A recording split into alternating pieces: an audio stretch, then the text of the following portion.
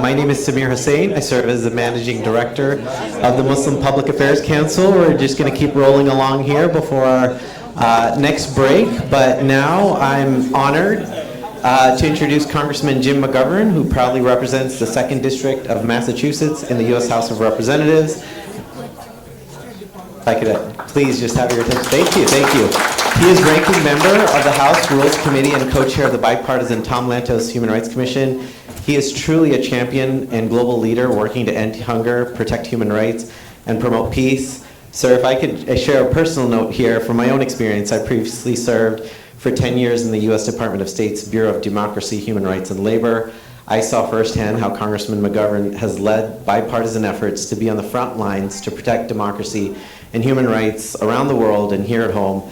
It would be impossible to quantify the vast impact that he's had, but even in light of the challenges we face today, I want to say we are truly in a better place as a direct result of the Congressman's leadership and direct actions. So it's my personal honor and privilege to welcome Congressman Jim McGovern to deliver the keynote remarks today. Thank you, sir.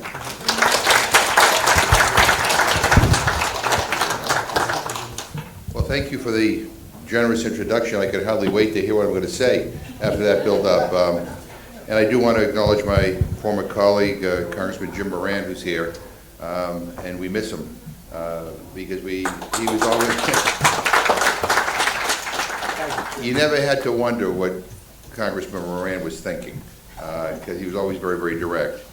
You know, somebody asked me, like, what is the significance of the beads that I'm wearing on my wrist?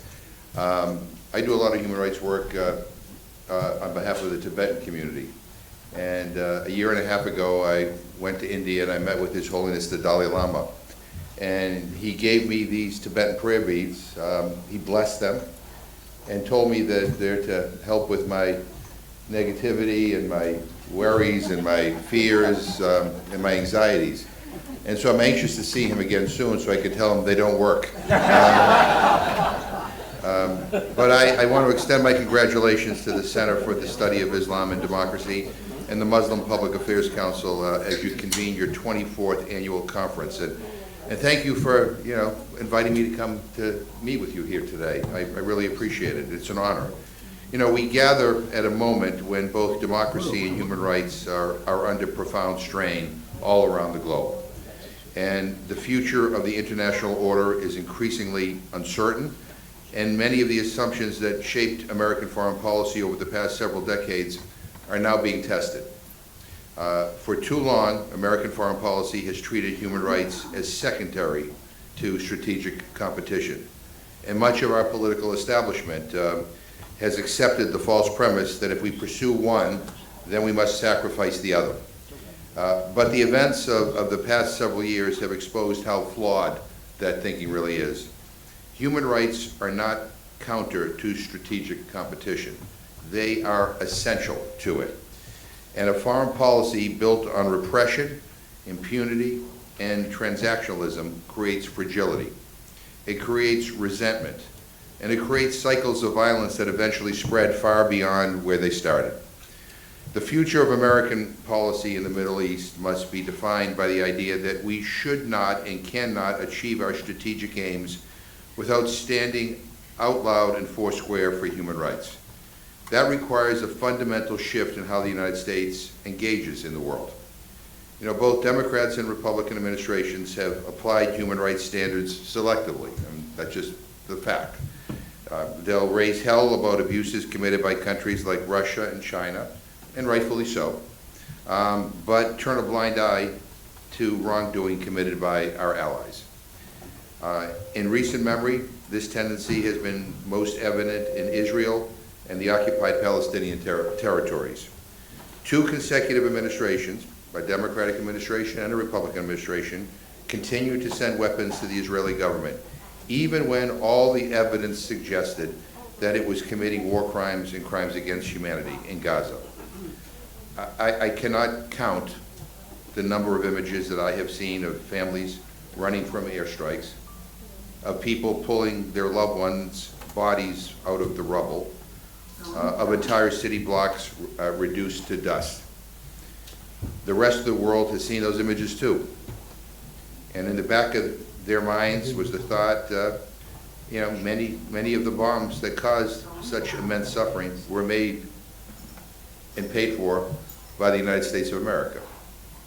So when we speak about the genocide in Gaza, we must first and foremost remember the human cost.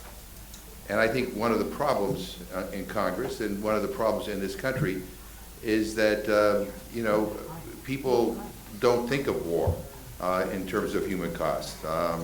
You know, there are images on TV, but it's all part of a strategic chess game. You know, we've lost our human ability to feel just how painful and how destructive and how awful war is. And, you know, the tens of thousands killed, the millions who have been displaced, the people who are to this day living in rat-infested tents, who cannot get enough to eat, who cannot properly mourn their losses because of the nightmare, because the nightmare is not over. And I worry because we're now at war in Iran, and with the guy in the White House, you know, every day is another outrageous headline that attention is being taken away from what is happening in Gaza, in the West Bank. And I think that's kind of lulled people into a false sense that, oh, maybe things are calming, maybe things are getting better. And they're clearly not. You know, but the suffering of the people should remain at the center of our conversation. And we need to find better ways to communicate to our elected officials and to people in positions of influence that suffering is continuing. But we're kidding ourselves that we don't also understand that the United States' role in that suffering is a major strategic blunder. It's not just the insensitivity of our policy, but it is undermining our standing in the world. I'm the co-chair of the Tom Lantos Human Rights Commission, and Congressman Tom Lantos was the only person in Congress, you know, who survived the Holocaust, who was actually imprisoned by the Nazis during World War II. And in that position, I meet with government officials from all over the world to discuss human rights, conditions in their countries and in other countries around the world. And when I raise concerns, the response, you know, about human rights violations in their countries, the response is always, yeah, but what about Gaza? You know, don't lecture me about human rights in my country when your involvement in Gaza is pretty clear to the entire world. I don't accept that kind of whataboutism. I mean, I'll continue to speak about human rights abuses wherever they occur, and I know you will as well. I mean, that's what we have an obligation to do that.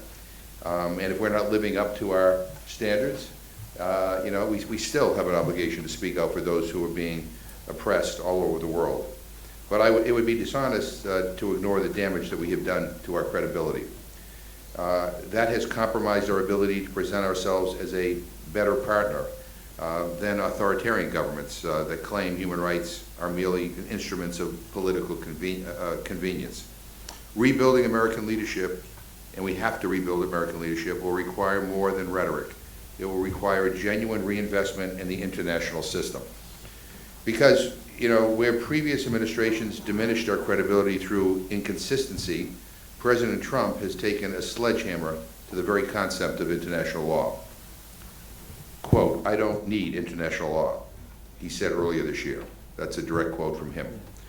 By this measure, his own morals and his own mind define the rules of engagement. Truthfully, we should all be terrified by the world that this administration is creating. A world where leaders can bomb when they want, invade where they want, kill who they want, and then lie their way through the aftermath. A world not run by laws, not by justice, not by democracy, not by decency, but by dictators and war criminals, billionaires and thugs. A world where might makes right. The same world that led to World War twice in recent history. Donald Trump is comfortable in that world. I mean, he admires Putin, and he admires President Xi, loves the fact that he can rule his people with an iron fist. He's willing to help autocrats tear down the entire international system so he can pursue his own selfish agenda without being held accountable. So what can be done? So first, we have to confront the reality that most Americans, including in the halls of power, have little understanding of international law or why it matters. There's this feeling that, like, we're America, we're above all that. We don't have to follow rules that other countries have to follow.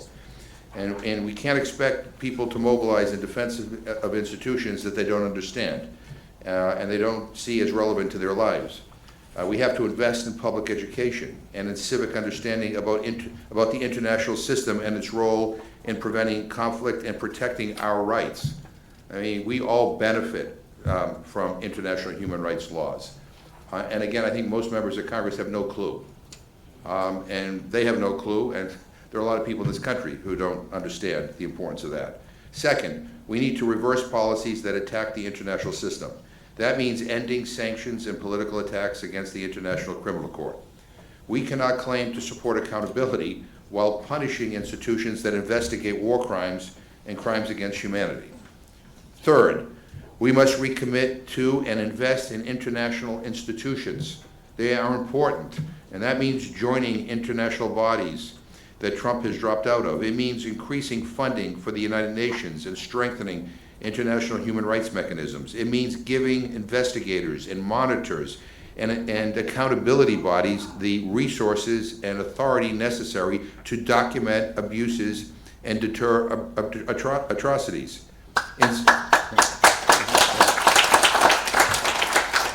In some, it means supporting policies that give the human rights system more teeth. Fourth, we must reclaim Congress's constitutional role in matters of war and peace. I don't even know why the hell this is controversial, but it is.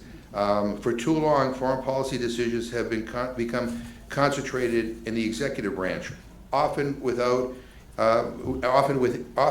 insufficient oversight and democratic accountability. That has to change, starting with serious war powers reform.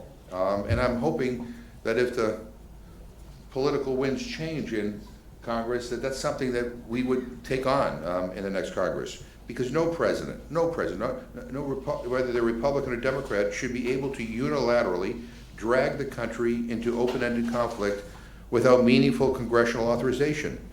The American people deserve debate before war. And they deserve it before we start a war rather than after it. You know, Congress must also be aggressive in oversight of foreign security assistance. The United States already has laws that prohibit military assistance to governments engaged in gross human rights violations. We have to apply the law consistently. I mean, that's why the law is there. You know, and sometimes people who we consider our friends and who we consider our allies behave badly.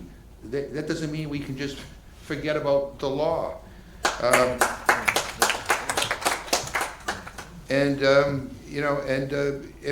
We take them because we should do these things because they're in our long-term interest. I mean, the people who drafted the United Nations Charter were not naive.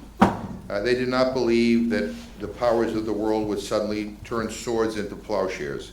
They built the international system because they lived through catastrophe. They had seen what happens when war is normalized, when the powerful decide that the law does not apply to them, when human life becomes cheap. Twice in our lifetime, they wrote, war has brought untold sorrow to mankind. And they fought to build a system that would protect future generations from the kind of horror that they had seen. So international law isn't perfect. International institutions aren't perfect. It can be hard to enforce and slow to uphold international law, but we cannot lose sight of the cost of throwing it out altogether. We continue to pursue a Middle East policy rooted primarily in militarization, exceptionalism, and short-term transactions. We can continue believing that human rights are optional when they become politically inconvenient, or we can choose a different path. So let this be the moment where we say enough. We can still be a country that believes in human rights, human dignity, and the rule of law. But that will not happen on its own. I mean, we have to fight for it. And we need to demand more from our elected leaders.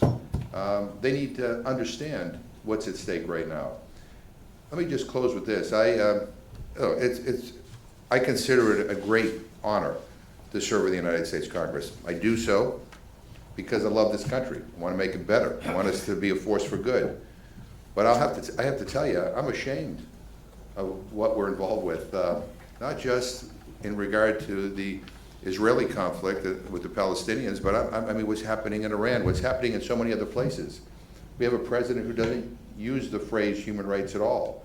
We have a Congress that is defunding all the institutions that we think are important to maintaining not only a calm world, but a better world. And we're behaving like thugs. And that has to change. It has to change. And I think we need to use our voices more effectively and more pointedly at our elected leaders. I'm shocked at some of the things that my colleagues say. I'm shocked at some of the things that come out of the mouths of leaders in this administration. Because I think they're diminishing our country. And our continued reluctance to embrace a human rights strategy comes at a cost. I mean, people have lost trust in us. We are less secure as a result of that. And we're paving the way for a more difficult and a more chaotic world. And that's not what I want, and it's not what you want. I appreciate the fact that you're gathering here today and talking about some of these issues. I look forward to working with all of you, and again, I thank you very much for having me here. Thank you.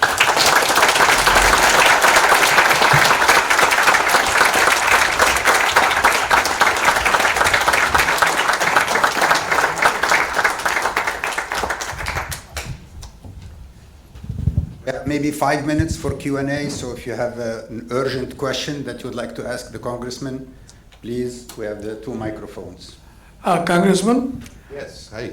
CIA, FBI, Mossad, they always have been wrong. We lost in Vietnam, Afghanistan, Iraq. When are you going to learn to check the correct information and act upon it instead of believing whatever they dish out to them? Well, I think that's a good point. I mean, I was a history major in college, and I'm not going to disagree with you about the history of the CIA and the FBI involved in things that, quite frankly, go against our values and what we think is right. I think this is a time for courage, and in Congress. You know, we brought up an intelligence bill where, believe it or not, a pretty conservative member of Congress offered an amendment demanding that there be a warrant requirement if, in fact, the FBI or we're doing a search, let's say, of a terrorist, and your name came up in it. Before they can investigate you, they need to get a warrant. I didn't think that was particularly controversial, and yet the administration came in and said, no, we don't want that. Well, why would they do that? Why would they do that? Unless they have an agenda to do more surveillance of American citizens, who are involved in kind of gatherings like this. I mean, if you don't agree with them, you're their enemy. And I think that, I think we need to hold the CIA accountable. We need to hold the FBI accountable. And we need to make sure that the rights of American citizens are upheld. And I don't want our government involved in overthrowing other governments around the world. I mean, we've tried that. It doesn't work very well. We end up with worse governments. But you're absolutely right. And I hope, again, if we have a different leadership, that maybe that could be the focus of our Intelligence Committee and some of the Oversight Committees. Yeah, Congressman, as one of your constituents, I just want to thank you for your remarks and for your representation. I'm always very grateful. What kind of messaging can folks like us, advocates and scholars, specifically do in your experience to really, try to propel that message around international law, international institutions, and respect for our values? Thank you.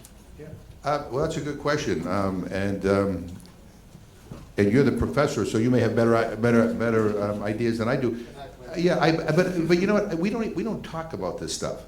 I mean, we're in Congress when we're debating these issues. I mean, we're not debating, international law. We're not talking about, international institutions that might play a role in, upholding human rights or lowering the chaos in a particular country.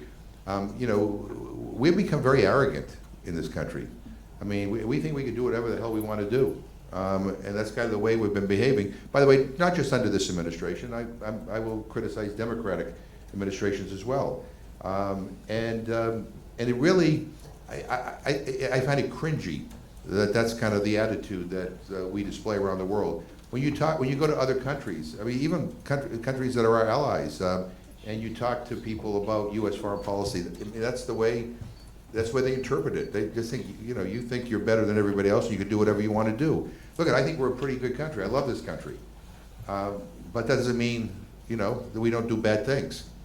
And so I think we have to talk about the importance of international law, why we should adhere to these standards, why international institutions like the UN, as imperfect as it is still valuable, is still important, why the International Criminal Court is a valuable international institution. We all have to be playing by the same rules. So we just got to talk about this more. And many of you, when you come up and talk to members of Congress, you got to talk about this stuff. I have a little secret to tell you. I know it's going to shock you. Jim Moran may back me up on this, but intelligence is not a prerequisite for serving in Congress. So, I mean, you need to educate us more. Yes, please. Thank you for being here, Congressman. My name is Amina. When you were speaking, something that really stood out to me was your mention of oversight for foreign assistance and military aid. And I say that as an American, as a Palestinian, and as a student of international affairs and politics. So I'm wondering, what are the tenable options in the legislation for the kind of oversight you're referencing? So first of all, the committees of jurisdiction need to do the oversight. I mean, there need to be more public hearings, on how our aid is being misused against the Palestinians. I mean, I can't remember it when we've had a hearing on that, either in the Foreign Affairs Committee or in any of the oversight committees. I mean, just do it. Have people come and testify. Let everybody know what's going on, and then and then when there are clear violations, I mean, we just got to enforce the law. I mean, period. And look, I understand the complexity of the politics around what is happening now in the Middle East. But it's become a very polarizing issue. If you talk to some of my colleagues, when they go out to their districts, I mean, but that's not an excuse not to do the right thing. And it's not an excuse to try to avoid talking about this stuff. It's not an excuse to not enforce the law. I mean, if our ally is misusing our aid, if they are in violation of the law, then, well, it's clear. We stop. We stop. We're making determinations based on political calculations, and not on the law. And it's frustrating. I have some really great friends in Israel who are horrified by what is happening, right? They're wondering why we're not tougher on the Netanyahu government, why we're not enforcing the law. I don't have a good answer, other than the fact we're not doing it. I mean, we're not doing it. And again, as a result of that, more people are being killed. And as a result of it, Israel's standing in the world continues to diminish. And as a result, our standing in the world continues to diminish. Nobody wins here. And by the way, things are still bad. Things are still bad. They're not making the headlines as much because we're talking about Iran and we're talking about, the ballroom and a thousand other things. But the bottom line is things aren't getting better, and things can actually get worse. Yeah. Okay, we're going to have to stop here because the congressman has to go. But can I ask the leaders of the NGOs to come for a joint picture, joint photo with the congressman? Salam, Harris, Nader, Asma, Nick.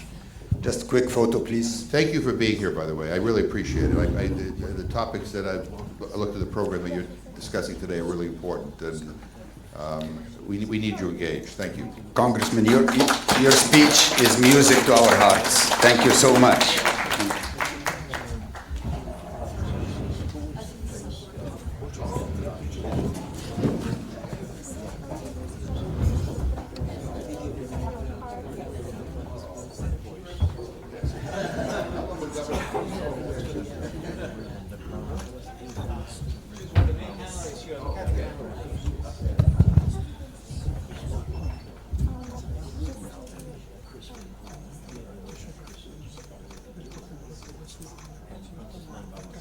Thank you.